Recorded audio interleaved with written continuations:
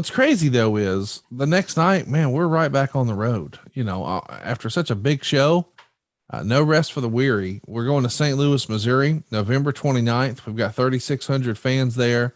This is going to be the Jim Crockett debut for St. Louis. This is historically another territory. Of course, I'm sure Harley Race wasn't thrilled with folks running St. Louis.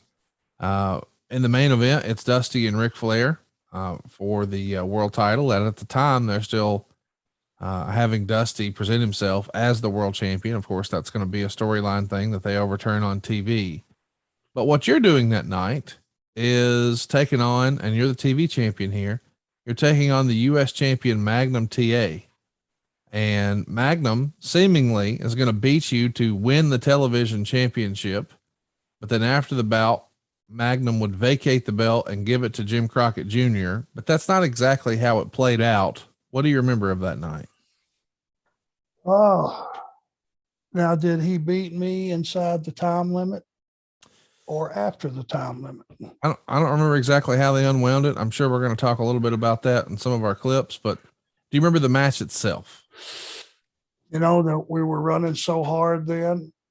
I really don't, but I can tell you this from matches that I do remember working with Magnum, that being St. Louis, and it was not lost on Magnum or myself.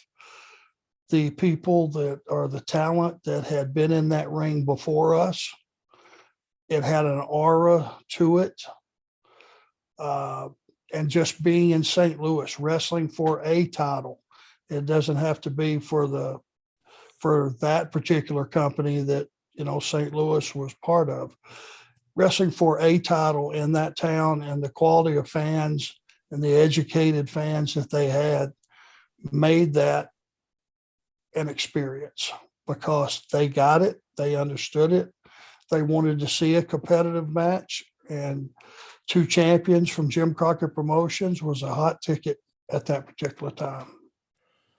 I want to mention that, you haven't technically won the television title. Of course, Dusty hadn't. I mean, you stole it from Dusty. You didn't exactly win it. So when Magnum beats you, even though you have physical possession and you're saying cutting promos, saying possession's 9/10 of the law and all that deal, it's still a time in an era when you haven't officially won it. So I think this is what they're going to use to set up an actual tournament.